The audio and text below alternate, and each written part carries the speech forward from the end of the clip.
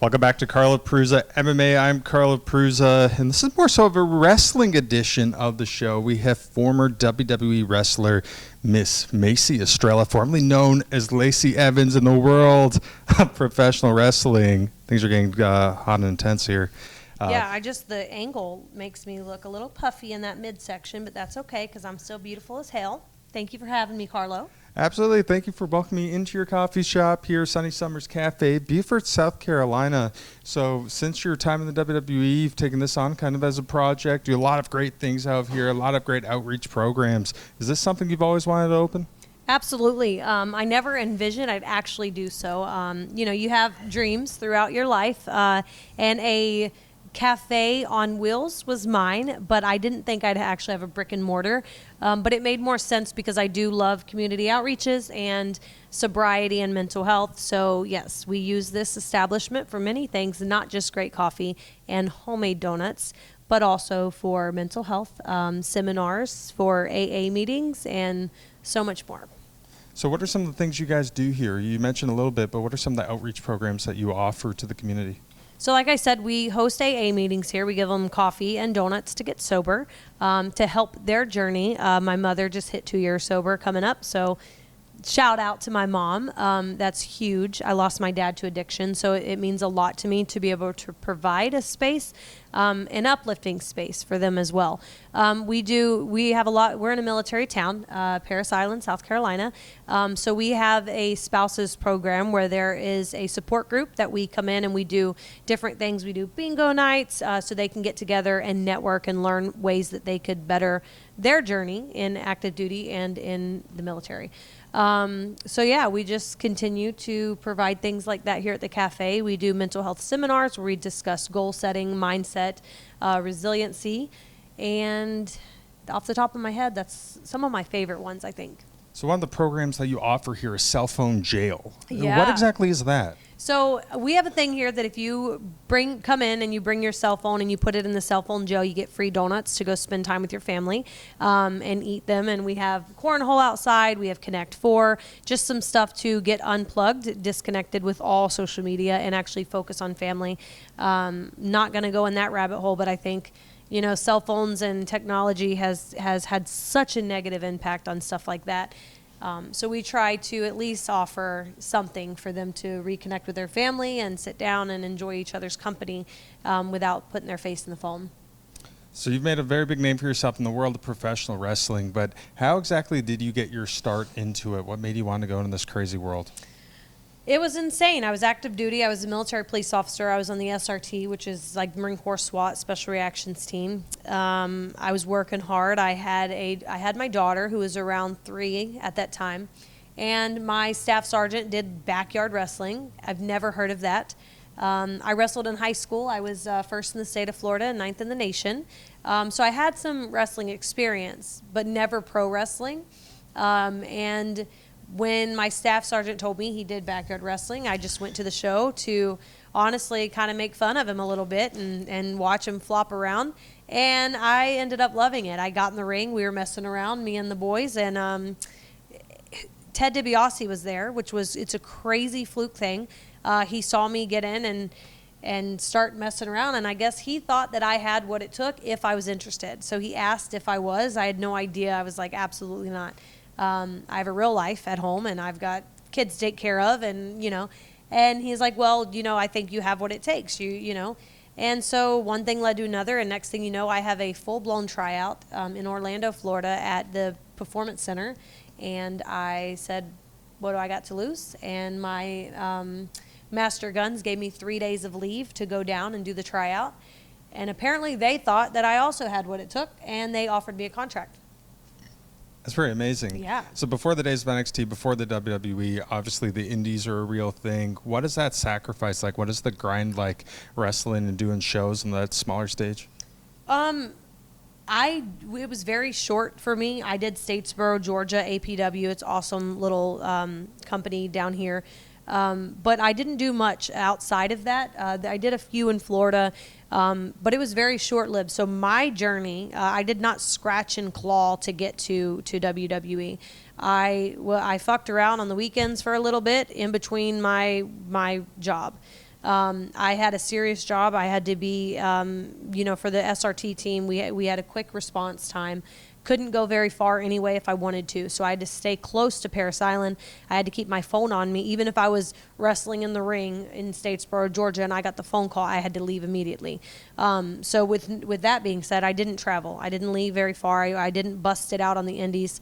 It was very short for me. When I met Ted DiBiase, that initial introduction to backyard wrestling, it was pretty much a downhill spiral from there. And I went straight from a few backyard wrestling shows, the indies, straight into the tryout, which lasted 3 days. And by April I was, and that was the end of the year. Around October, by April, I was in the business. I was in NXT. I was at the Performance Center, and I was contract signed working. Your mic work was really amazing, your whole character. Do you think the military, did that help you at all make that transition into the pro wrestling world at all? Absolutely. I mean, it takes a lot of confidence to do something, for one, that you've never done, and for two, be in a business on that such scale. Because I did not get the experience on the indies, so I had no idea what to expect going into there. I had no idea how important promos were. I had no idea that the way you dress, both in ring and out of the ring, mattered. I had no idea how to do an interview.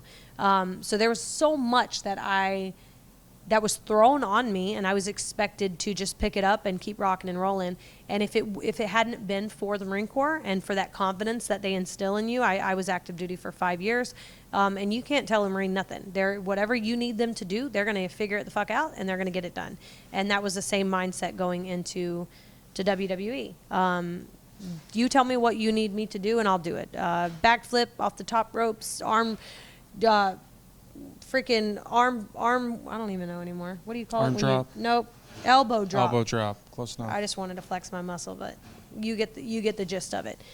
Show me once, and there I go. I'll do it. You had some great moments in WWE. I think a storyline that a lot of people really enjoy is your work with Ric Flair. Obviously, I think a title push was coming. You ended up having your second daughter, and that prevented that from happening. What was that experience like? I mean, it was incredible. I love the WWE. It was awesome. I invested so much money in properties, and I'm doing great. I appreciate everything that I have gotten, knowledge-wise, relationship-wise. But from the beginning of my career, I've always wanted a family. I've always wanted a big family. I've always wanted to be a mom. I've always wanted to be a wife. And there was nothing that would ever come between that. 7 years I was with the WWE, and it was coming.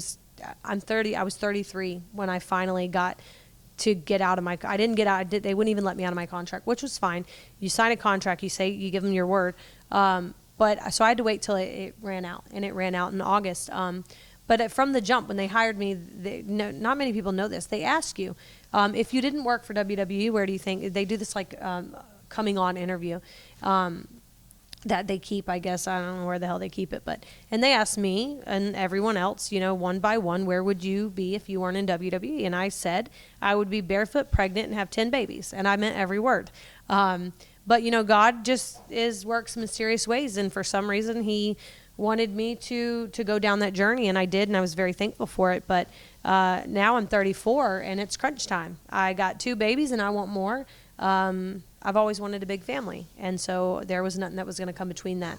The ride to that title shot and the fact that I was going to be champion was awesome. Loved it. Unfortunately, I had already discussed with the company that this was my game plan. There was no title shot at that time. There was no TV time at that time. I was eating that amazing catering steak and shrimp, having a good old time, and so I asked Vince McMahon, hey, sir, would now be a time to get knocked up and push out a baby and get back in the ring? And he gave me his blessing. As long as you come back, absolutely. I'll come back with a 6-pack in 6 weeks postpartum. And I did just that. But for some reason, Vince McMahon, if you're out there listening, decided that shortly after that conversation, it might have been 3 months, that I was going to hold the title. Well, sir, surprise, motherfucker, I got a baby. So, it changed. And then once I had my daughter, once I had Sunny, I just knew that, I wanted to give her a life that was, no offense to WWE, you girls are doing great out there, but this mama is not, that's not how I want to raise my kids. Especially newborns, breastfeeding and that nurturing moment, that time is so important. And that lifestyle is crazy. It worked for my 3-year-old coming in. That was not how I was going to raise my newborn. So yeah, I, changed plans and loving every minute of it. Following the birth of your second daughter, you returned to WWE as a military-based character. A lot of people thinking that should have been your character all along. Obviously, you were really good at it. How much fun did you have playing that role? The military role? Yeah. It was great. It was fun. It was me. Didn't give a shit. I wish, unfortunately for WWE and in comparison to other companies I see, it's like mic time and character development is different. So you're very limited. It could have gone so far. I mean, even the whole Sergeant Slaughter angle, there were so many different ideas. It was easy to do, but the sassy Southern belle was easy too, because, I am from the South and I love to dress up and look beautiful and run my mouth. So, I think the sassy Southern belle was funner, but only because of where I was mentally, on my final run. I wanted to be home so bad. I wanted to be in the kitchen and raising my babies and the red carpets and late night hotels and rental cars and flights. And I just wasn't there. That was not where I wanted to be. And I'm not the type to just sit there and let my life go in a direction that mentally drains me to the point of impacting my family. And so I was definitely ready. A lot of people really like the military-based character. Sergeant Slaughter and his family maybe had some opposing views and words on it. What were your whole thoughts on that? I didn't give a shit. When I tell you I'm there to do my job and go the hell home so I could feed my family, I mean every word of it. Everybody knows. You're given these roles to play. You're given these things to do. In any job, I don't care if you work for damn McDonald's or you're told what to do, you go and you do the best you can at it and you go home. He was pissed. He was, that salty veteran was mad. And I'm standing there like, brother, well, and then I didn't even know he had a daughter until I learned what a Twitter was, But I could see why she's not doing what I was out there doing. But anyway, there's no hard feelings. It was his passion. And here's this beautiful blonde with big titties running around with a campaign cover. God forbid. While his daughter's over there trying to outlift me at the gym. I still to this day have no idea. But yeah, he was very upset about it. You gotta respect the veterans, but you also gotta respect people that are working their ass off too and doing the best they can at their job. That's another thing. I'm not taking shit. I'm a good person. I'm a hard worker, and of course I responded accordingly. I know you're mad at something that is out of my control, but motherfucker, I'm not gonna sit here and just shut my mouth. So yeah, I did the best I could with what I was given. And I did it as a legitimate United States motherfucking Marine. Do you think the whole mentality and role of a heel really suited you well? Absolutely. Vince McMahon, bless his heart, tried his damnedest to mold me into a babyface. On paper, I am. I'm a wife. I've been with my husband since 15. I'm a mother. I'm a United States Marine. I have a bachelor's degree. I'm a business owner. I am beautiful. But I am just mean. I have been through a lot in my life, and then going from childhood trauma to I wasn't raised with cupcakes, rainbows, and watching wrestling with Meemaw and Peepaw on a Sunday. I worked. And then I joined the Marine Corps at 19, where my bearing and it was serious. It went from one fight or flight response since I was little to a career that was the same mindset. And all of a sudden, I am thrown from being on a SWAT team in the Marine Corps, ready to do, deadly force is authorized 24 hours a day, 7 days a week, to, hi, I'm WWE superstar Lacey Evans, and I love all of you. It's like, well, damn, that's a lot of work. So he tried to teach me how to be more vulnerable. But there's not many times in my life that I could afford to be vulnerable. And all of a sudden, I've got to convince you that I'm in pain and I need you to clap for me and I need your support. I haven't had much support my whole damn life. And so I could not convince our viewers that I was this happy-go-lucky, baby face. And so, but he tried. A heel just comes more natural. I run my mouth all day, every day. And God forbid, if they would have just given me a mic longer, I would have hurt a lot more feelings than just Sergeant Slaughter's daughter. You've been very open about your upbringing. Is that part of the reason why maybe you chose to join the military and enlist in the Marines? Yeah. And I've said it in many interviews. Growing up, I did have a rough childhood. I didn't have very many good role models. So I knew what I didn't want to be, but I didn't know what I wanted to be. And so when I learned about the military, it was fitting. They were in shape, they were mentally disciplined, they were motivated, and then it just so happened to be the Marine Corps, where it's the finest fighting force. I was like, absolutely. And I learned, that's why, even in WWE, I was billed out of Parris Island, South Carolina. That's where I became a Marine. That's where I learned the other side of life, so much so that you can't tell me anything else. And I'm proud of that. I'm proud to hold the title of a Marine, but mostly I'm proud of everything that they taught me when I compare it to the people I was around when I was growing up.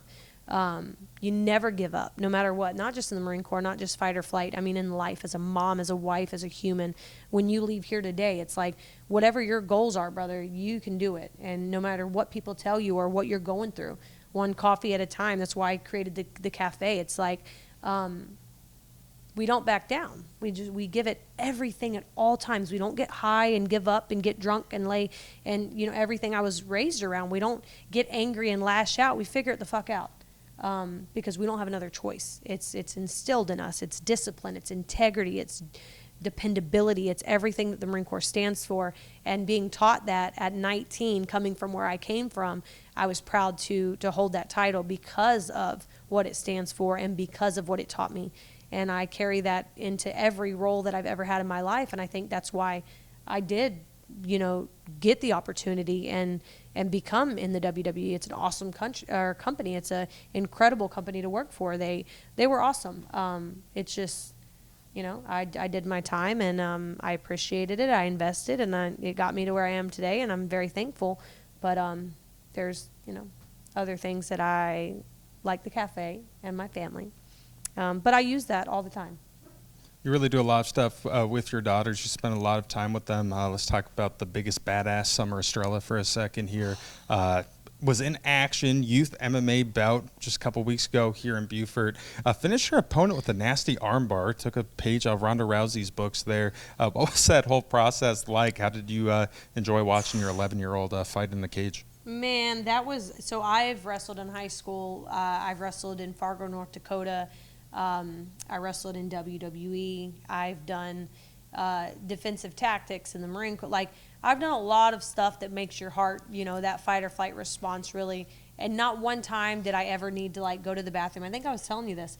Some people before their fights or before a big show, they have to go to the bathroom. They get diarrhea. Never once, not me. I was always very controlled and very ready. And in that fight, I couldn't eat. I had diarrhea. I was so just everything that I'm sure people feel like. It was almost as if I had to go fight. It was very hard. It was very hard to watch. It was hard to wait for. We got there early. Her and my husband are warming up. He's taping her wrists. And I'm just sitting there completely panic for the first time in my life. So moms and dads out there, fighters out there that are wait till you have a kid. If you don't get nervous now, or if you don't get diarrhea or the nervous jitters, wait, it's coming. She actually made the paper. It's right here. Right here. Yeah. And she did good. She went in there with just this controlled mindset. I don't think I don't think at one time she got nervous to the point of second guessing herself or her steps or her next move. She was very poised, which I was very proud to see because, like I said, I have very good control. I know where I'm going. I know what's going to happen regardless of the outcome. I know what's about to go down. Her fight, I could not. It was very rough. But she did very well. I'm very proud of her. She loves the MMA and the BJJ. She also does competitive gymnastics. She's definitely an athlete.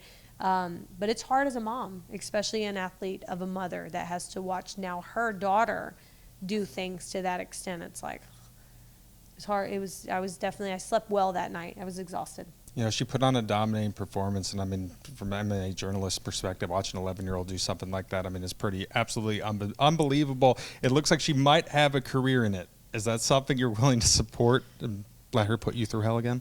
Absolutely. I'd rather, I'd support that instead of, the pony stuff that the kids are doing where they act like they're the horses. Other than that, kid, I will support you till the wheels fall off. But we're not doing the pony stuff. So, I'll take it.